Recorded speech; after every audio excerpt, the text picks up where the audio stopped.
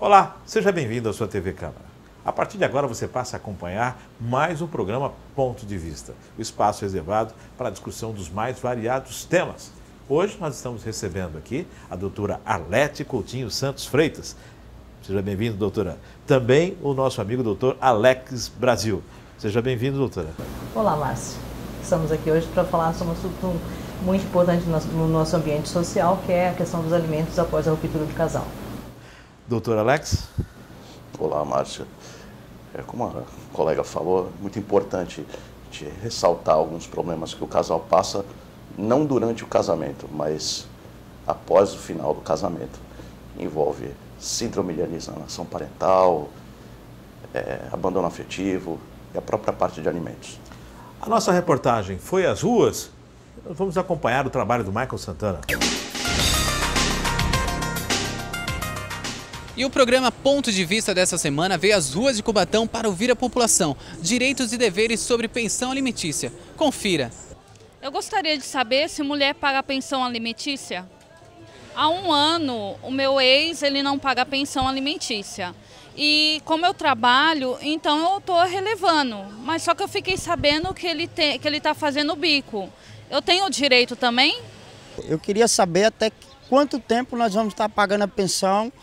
Até 21, porque eu acho que uma pessoa que pode decidir o Brasil com 16 anos, nós podíamos pagar a pensão até os 16 anos. Se o pai ou o genitor tem a tutela do filho, ele tem direito à pensão, correto? Ele tem direito à pensão, isso que eu quero saber de vocês. Se o filho ele vai para a faculdade, o pai tem obrigação de pagar? No meu caso, eu pago pensão alimentícia.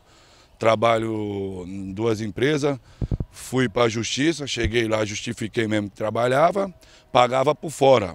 A mãe dela achou que não estava bom, pediu, requisitou as 2 empresas, eu pago 2 pensões, fora um cartão alimentação que eu ainda deixei para ela. Fora ainda o que eu pago por fora quando pede, e eu nunca neguei nada para minha filha e não vou negar.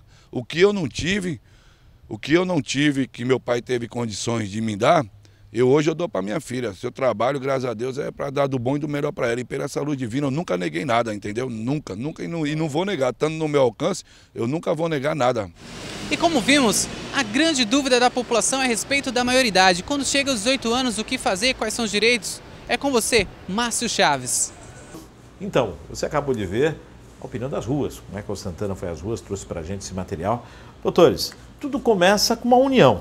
A separação advém de uma união. E essa união, ela pode ser estável, ela pode estar firmada em cartório ou não. Vamos começar a falar do início, a união. Então vamos lá. Independente de uma relação estável ou não, num casamento sob o regime civil ou fixado pela lei, a pior parte é o término, né? E se advém desse casamento ou dessa relação, filhos, aí se começa, na verdade, os litígios. Os litígios, eles saem da esfera do ambiente da casa para a esfera judicial. Chegando a causar celemas muito grandes, até mesmo na criação dos filhos, porque por vezes os pais, né, eles utilizam essa criança, ou essas crianças, ou esse menor como joguete, um meio de machucar o outro, principalmente aquele que deu causa ao fim do relacionamento. Os relacionamentos acabam findando, na sua maioria, de forma traumática. Com certeza. E acaba ferindo ambos os lados. Com certeza. E esta questão, essa demanda que se tem quando se observa que o casal tem filhos, começa de uma forma muito amarga ainda. Com certeza. Esporadicamente, a gente consegue enxergar partes que vão em juízo. O pai vai ofertar alimentos, esporadicamente. Porque tem aquele que cumpre já aquela obrigação moral, que é a obrigação moral. Meu filho, eu tenho que pagar alimentos. Então ele fala assim, não, doutor, eu quero entrar com ação de alimentos porque eu quero, na verdade, regularizar a minha obrigação de alimentar. Esse cara vai até o escritório e se propõe a pagar judicialmente. Ele apresenta a renda dele e fala para o juiz, eu posso pagar tanto. E a outra parte é intimada, que na verdade é o menor, que é o réu na ação, representado ou assistido por sua genitora. Por vezes, a mãe, pela obrigação moral, o cara está lá todo mês pagando alimentos, né, tranquilamente. Como o doutor disse anteriormente aqui em off, na hora que ele arruma a namorada, aí começa. A primeira coisa que ela faz é querer machucar. Então, emocionalmente, ela já não causa mais nada para ele, tanto que ele já está num novo relacionamento. Então, emocionalmente, ela não faz diferença na vida dele. Então, vamos mexer no bolso, no financeiro. E utilizar a criança, que o doutor falou anteriormente também, e vamos, na verdade, reforçar isso, como uma arma, né? Ou na alienação parental, ou na ausência, né, afetiva, né? O pai deixa de ver a criança por razão do novo relacionamento. Aí ela vai às portas do judiciário pleitear o resguardo do direito do filho, coisa que ela já poderia ter feito na ação do divórcio, né, regularizado. Porque encerrou aquela união. Encerrou a união. Vamos falar de uma união estável. Foi embora, acabou, né? Vou lá regularizar essa situação, porque eu preciso, na verdade, na hora que ele inadimplir, eu preciso cobrar. E para cobrar eu preciso ter um título, seja ele judicial ou extrajudicial. É o interesse dos meus filhos, é o resguardo. Não sou a guardiã? Então vamos lá, vamos regularizar tudo isso. Isso não é uma ofensa ao pai. Ah, ela entrou com ação de alimentos contra mim. Não é ela, gente. É o menor, é o direito dele que tem que ser resguardado. Para a gente entender um pouco essa questão da união, independente de ser uma união estável, independente de você ser, como o pessoal costuma dizer, casado de papel passado, independente disso, você pode ter um envolvimento com uma pessoa e desse envolvimento gerou uma vida. Todas as formas a quais você... Ser público, duradouro, basta uma noite. Basta um momento. Naquela noite surgiu um fruto, nascer um bebê daquela noite, tem que pagar alimentos. Ah, mas eu só estive com ela num sábado, não sei nem o nome dela. Não tem problema. Você é o pai, você vai pagar alimentos até a maioridade. Então, na verdade, o que nós falamos sobre os alimentos é em detrimento do filho, menor. Do menor, do fruto daquela... Depende da relação, a vida entre o homem e a mulher. Porque a obrigação alimentar, ela decorre da paternidade. E após o advento da maioridade, ela vem em relação do parentesco. Pai, meu filho hoje tem 18 anos de idade. O pai se sente eximido da obrigação de alimentar. Mas, por enquanto, ele não tem autonomia financeira. Ele tem maioridade civil, mas ele não tem autonomia financeira. Então, ele precisa ainda daquela ajuda para terminar um curso técnico, para terminar um curso universitário. Então, acabou. O pacto de poder acabou ali, quando ele atingiu a maioridade. Tá? Ele se sente dizendo, não, tem a relação de parentesco. Quem é você? Pai. Você vai ajudar? Sim, tem um dever. Então, aquela obrigação ela pode perdurar até o término do curso técnico, até o término da faculdade. Ela tem que ter um limite. Um limite. Tem que ter um porquê. Tem que ter, tem que ser fundamentado, com certeza. Tem que ser fundamentado. Eu não estou a fim de trabalhar, meu pai está aí para me sustentar. Não. Eu não gosto de trabalhar, eu gosto de ficar no bar e jogar videogame durante o dia. Isso não é motivo. Eu fiz 4 anos dentro da sua faculdade, mas não era isso que eu queria. Vou mudar agora. Eu vou prorrogar a obrigação dele de alimentar. Não. Tanto que quando eu estou, na verdade, pelo pai, eu coloco términos assim, bem expresso mesmo. E eu quero, na verdade, que exista uma comprovação, né? Que nem a última audiência que eu fui, ela irá ingressar num curso universitário. Se ela não ingressar, ele está isento. Porque ela já tem 19 anos e até agora ela não ingressou. Então, até metade do semestre agora, ela terá que ingressar. Se ela não ingressar, acabou a responsabilidade de alimentar. Essa responsabilidade, ela advém desde o momento do nascimento. Isso. E o pai.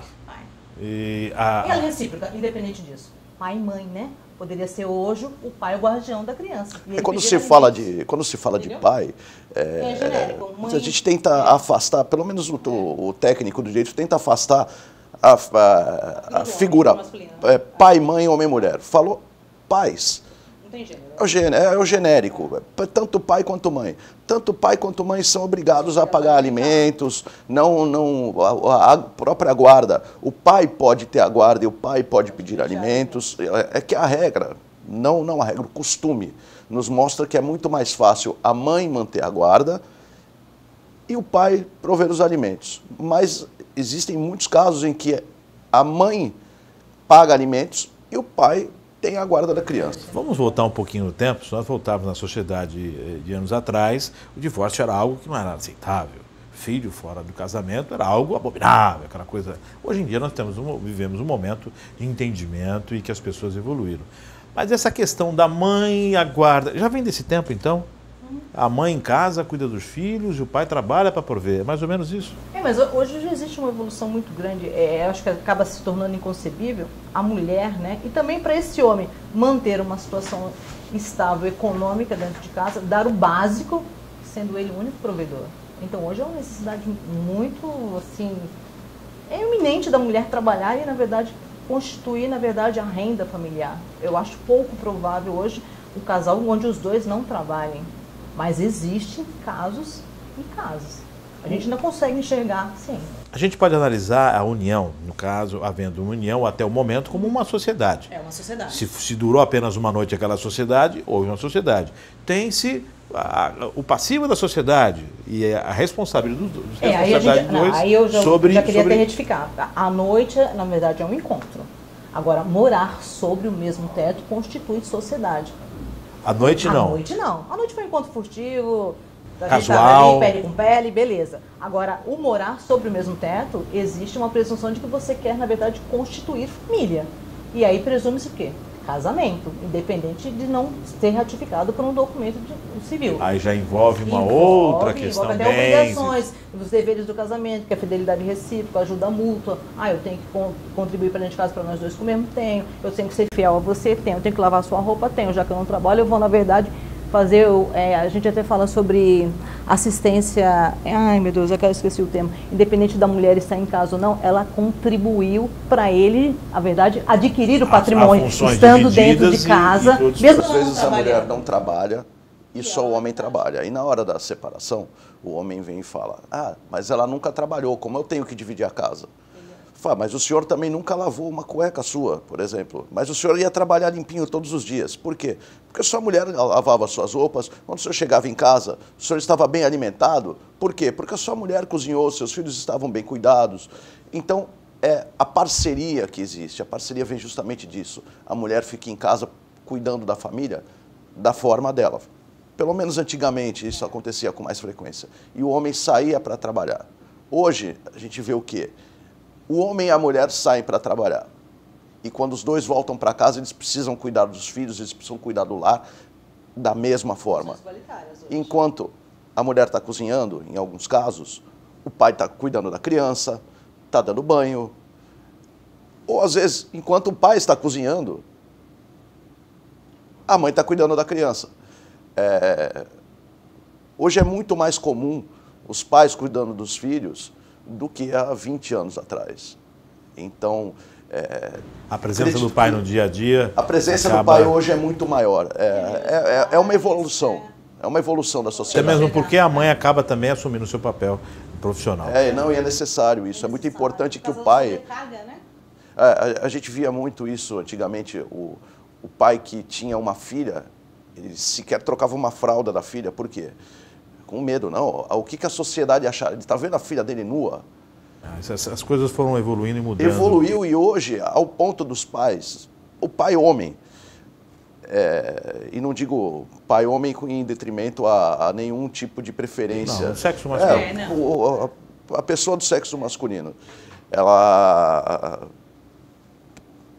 tem uma filha, ele dá banho, ele troca fralda, ele escolhe roupinha, ele aprende a pentear o cabelo da filha, ele aprende a cuidar da filha de uma forma natural. Uma evolução. Nós vamos agora a um rápido intervalo, daqui a pouco nós estamos voltando e falando dos passos. Quando se há uma separação, ou se há uma dissolução de uma união, o que acontece?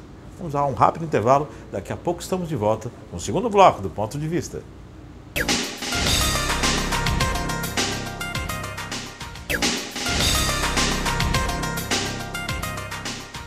Estamos de volta no segundo bloco do programa Ponto de Vista, recebendo a doutora Arlete e o doutor Alex. Estamos falando sobre pensão alimentícia.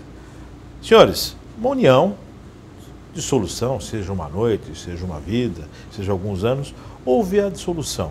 O que acontece? As pessoas têm ideia das obrigações e dos direitos, de como deve isso ser feito, essa dissolução deve ser feita, ou o que deve, quais as atitudes a seguir? Hoje eu acho que acabou se tornando um consenso. Qualquer pessoa tem um conhecimento básico dos seus direitos, independente do nível dela cultural. Havendo, na verdade, uma união estável, o que é que isso pode ser feito? Não preciso, às vezes, por vezes, discutir a minha união estável, porque por vezes não adquiri nenhum bem durante essa sociedade conjugal. Mas eu preciso regularizar os alimentos dos filhos advindos dessa união estável. Ou seja, está casado, não tem patrimônio. Então, eu posso até não querer a decretação do meu divórcio. Ah, pode ser que eu, na verdade, tenha uma recaída e volte a morar com ele. Por quê? Havendo a extinção do casamento, eu teria que casar novamente com ele, que é o diferente da legislação anterior. Antigamente eu havia suspensão do casamento com a separação judicial. Eu suspendi os efeitos do casamento. Eu estava separada judicialmente. Encontrei ele, tive a recaída, não, vamos voltar a morar sobre o mesmo teto. Eu pedia para o juiz, na verdade, que operou a minha separação judicial, a reabilitação do meu casamento. Então, de separada, eu voltava novamente a ser casada. Então não houve extinção do casamento, você concorda? Que a extinção do casamento só daria na época do regime anterior pela morte ou pelo divórcio.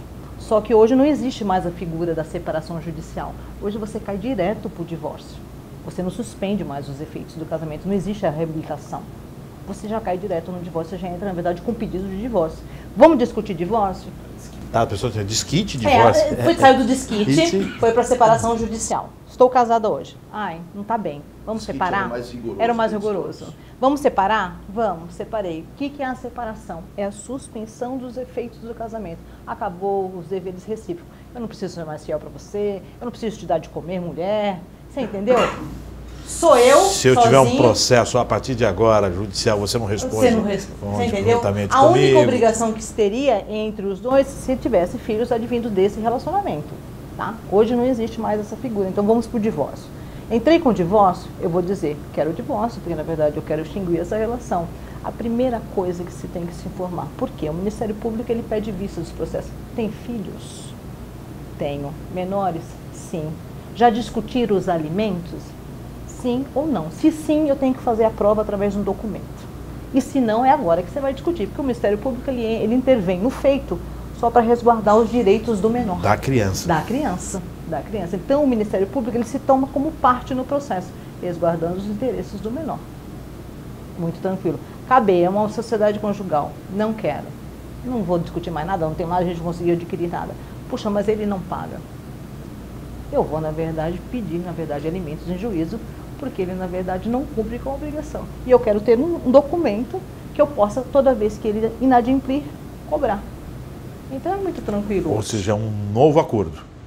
Uhum. Após a separação, é um acordo, é a responsabilidade. Chamar a obrigação. Existem sim pais.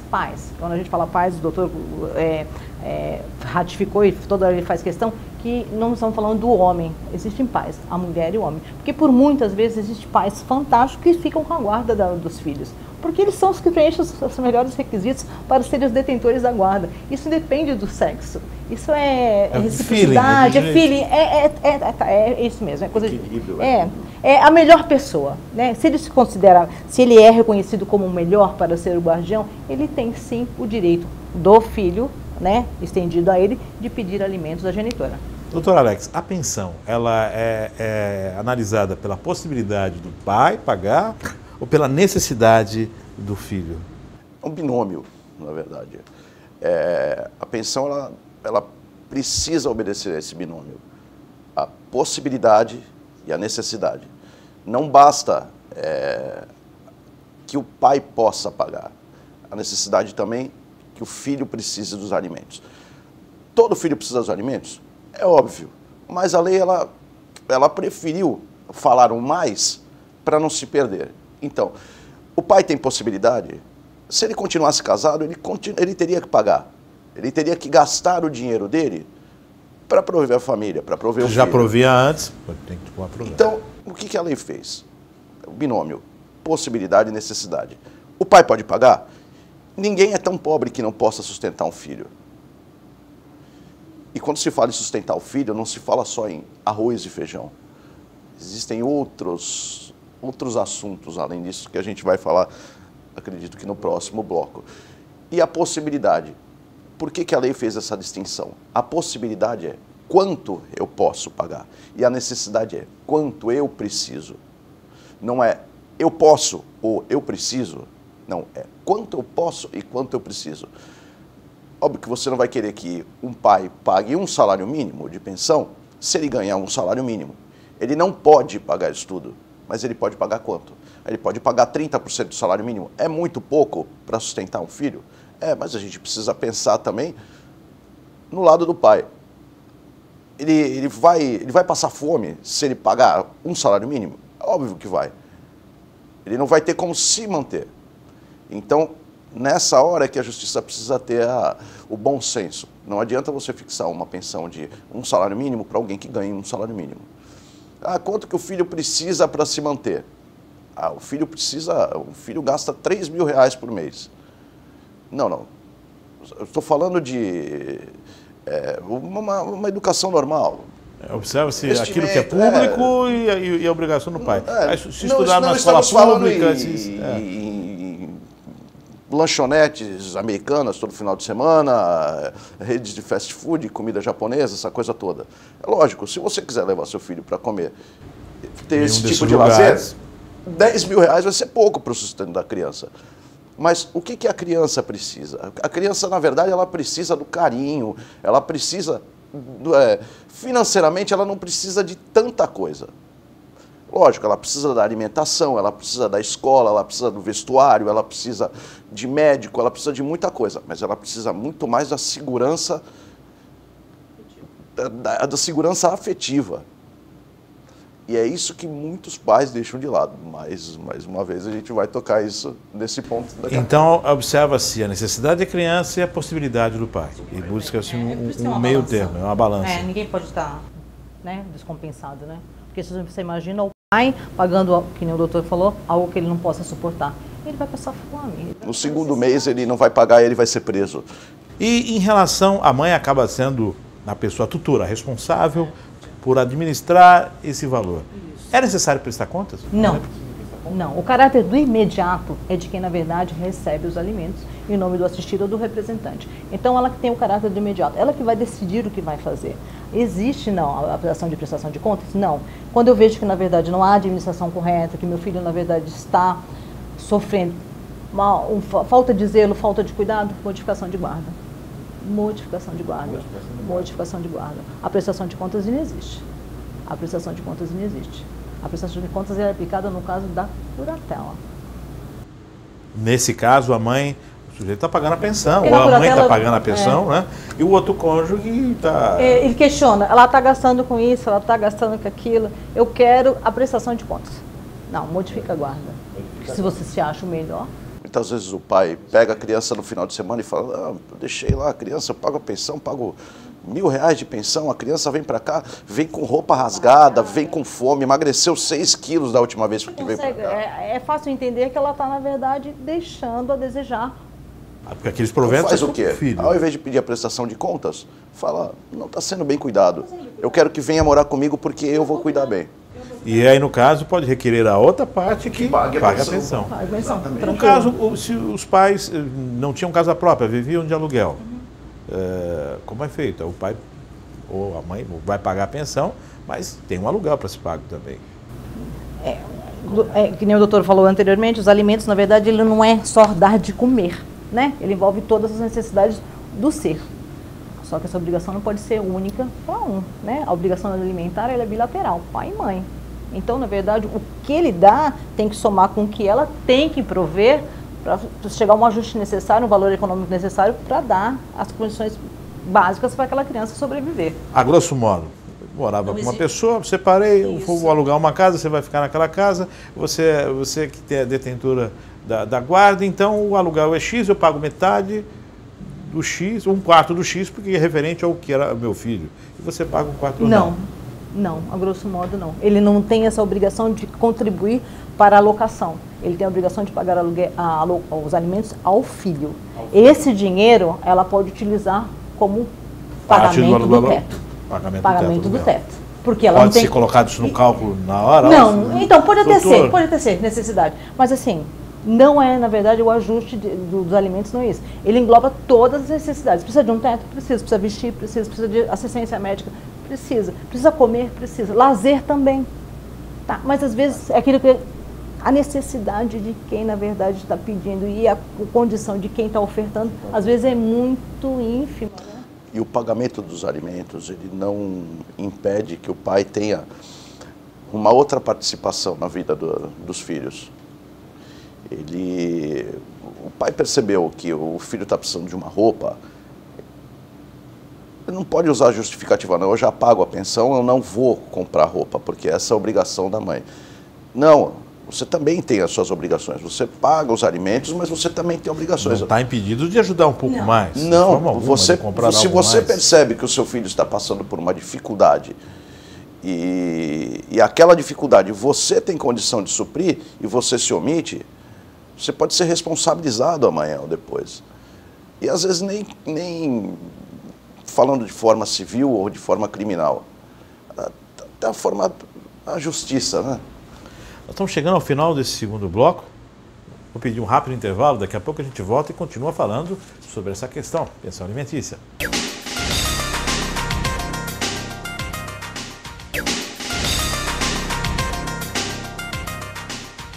Estamos de volta nesse terceiro bloco do Ponto de Vista, recebendo a doutora Arlete e o doutor Alex.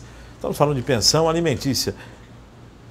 O pai ou a mãe que não pode pagar, contribuir com a pensão, ele perde os direitos sobre ver o filho, de ter esse contato com a criança, não? Não. A obrigação alimentar ela não está adstrita ao direito dele ver o filho, sendo ele a genitor ou sendo ele o pai. Uma coisa não está relacionada à outra. É importante ressaltar isso, porque nesse momento começa a haver umas figuras muito importantes dentro do nosso direito, que é a alienação parental e que é, na verdade, o abandono afetivo.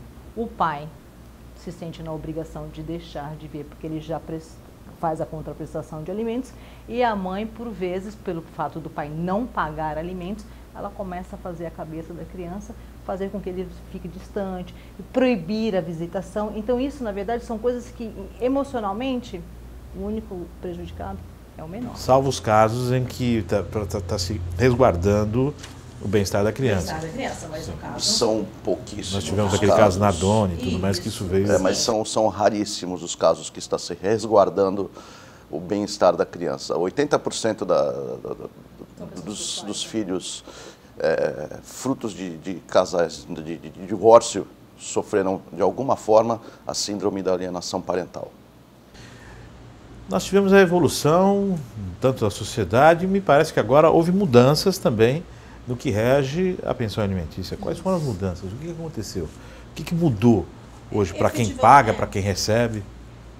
A mudança, na verdade, foi mais na legislação processual. A última alteração que a gente teve agora com a entrada em vigor do nosso novo Código de Processo Civil, ela trouxe 4 modificações muito importantes na parte da execução e que acaba acolhendo a parte da execução de alimentos. Ela regulamentou uma coisa que já vinha meio pelo costume da legislação anterior, que é a parte do regime de prisão, quando o alimentante deixa de cumprir o pagamento dos alimentos, ou seja, antigamente a lei era omissa, ela não falava nada, então se aplicava aquilo que se achava melhor. O que era? Já que vai punir, deixa no fechado. Hoje em dia a lei, ela fala de 1 a 3 meses em regime fechado, afastado dos demais presos.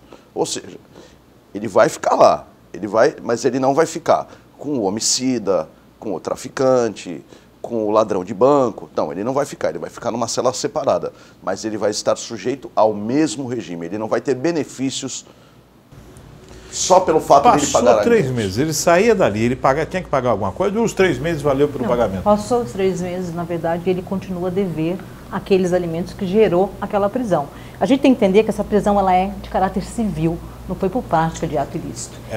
Além da dívida, você não pagou, então você vai por... Essa é a pena para você não pagar. Você fica preso e continua devendo. A dívida. E não é pena, é um meio coercitivo, é um meio de forçar você a pagar, porque é comum a gente ver, caiu na cadeia, no instante o dinheiro aparece. Então é um meio de forçar o pagamento. Então assim, caiu o sujeito rapidamente. Eu não tenho dinheiro. Você chega o oficial de justiça com 2 policiais na porta e leva. Prisão civil. Aparece o dinheiro. Prisão civil. Ele não praticou nenhum ato ilícito, ele não praticou crime.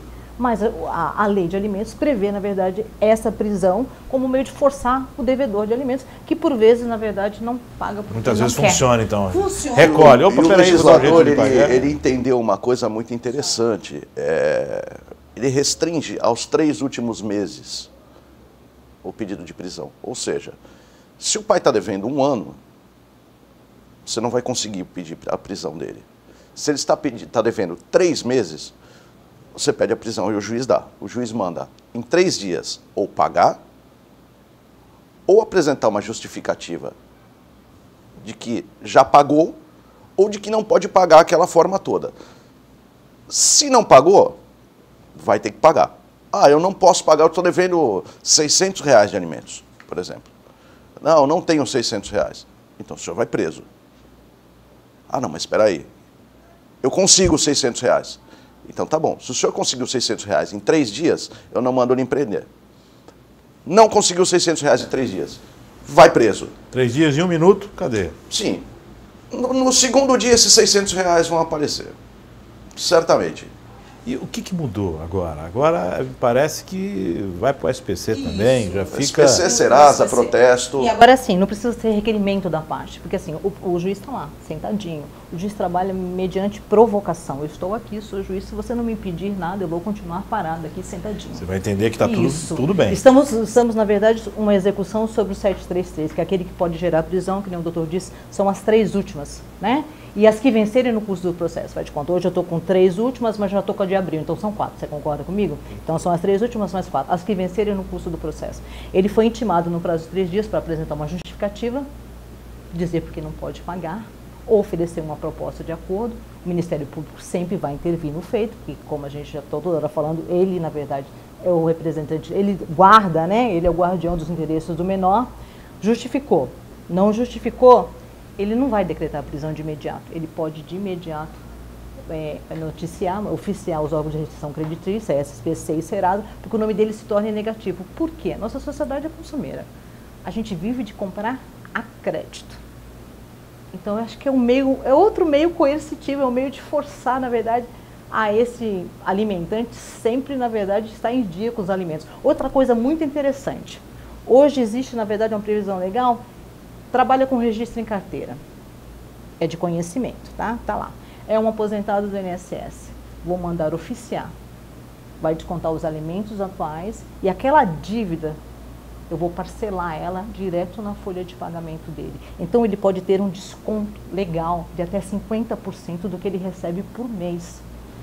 Para pagar aquela dívida que ele... Para pagar a dívida e o atual. Se eu não tenho... O mensal e o atrasado pode se descontar até 50%. Digamos que eu sou um bom vivan, eu tenho a pensão para pagar, não estou pagando, tem 3, 4 meses, aí eu peguei e fiz um negócio, vendi um carro, ganhei dinheiro, depositei na minha conta e não estou pagando a pensão.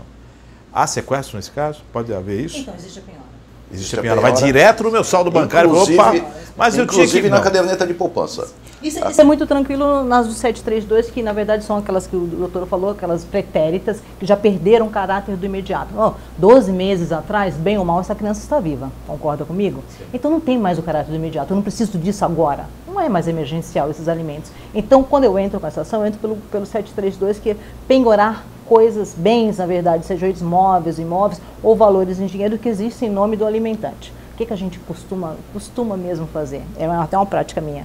Ele trabalha com registro em carteira, antes da legislação nova, que agora eu posso, na verdade, na folha de pagamento. O que eu fazia? Eu pegava a conta do fundo de garantia dele. Vinculado. Deve 10 mil, se tem 10 lá, 10 é meu. 10 é meu, entre aspas. 10, na verdade, é do alimentado. Então, mas ele sempre, toda vez que, na verdade, houver um tipo de ato desse, a outra parte tem o direito de se manifestar. Não vai haver nunca, na verdade, o contraditório. Houve, na verdade, a penhora, mas ele tem um prazo de manifestação. Ele vai sempre pode chamado... chegar, houve a penhora, não, mas eu quero pagar isso em 3 vezes. Entendeu? Há sempre o prazo da manifestação. E a legislação hoje, ela prevê o seguinte também, embora seja feita essa penhora, como não existe o efeito suspensivo, o que acontece? O alimentado, ele pode levantar mensalmente parte daquele valor. Deve 10 mil. Não, mas eu estou discutindo aqui se deve 10 mil ou não. Tá bom, você está discutindo? Você faz o seguinte, quanto que deve por mês? Deve R$400 por mês. Então todo mês libera R$400 para a criança, desses 10 mil. Vai pagando ali enquanto está acontecendo a discussão. Uma coisa muito importante também, não é necessário esperar para entrar com a ação. A lei fala, tem que pagar dia 10. Não pagou no dia 10, no dia 11, é inadimplente, já pode entrar com a ação. Às vezes a gente usa mais o bom senso. O pai atrasa, mas ele é contumaz nisso. Ele sempre atrasa. Eu sei que esse mês, eu sei que esse mês ele teve uma dificuldade. Ele é casado também, ele tem uma outra família e o filho dele, o outro filho dele caiu, quebrou a perna, ele teve que me levar no médico. O plano não cobriu, teve que ser particular. Então eu sei que esse mês ele atrasou por causa disso. Você vai pedir execução de alimentos? É bom senso. É óbvio que não. Se não estiver magoado, se não estiver querendo pegar no pé, se judiar um pouquinho. Agora, tem aquele pai que atrasa, que esse mês eu não vou pagar. Por quê? Porque eu não quero.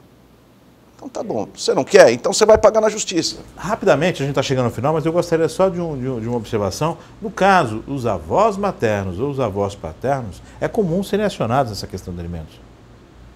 É uma prática que vem Também é possível. Se os pais não conseguem prover os alimentos, alguém tem que prover.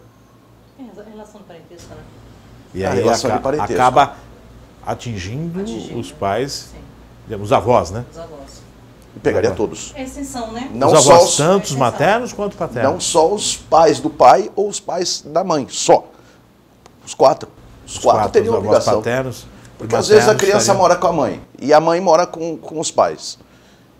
E ela entra com ação contra os avós paternos.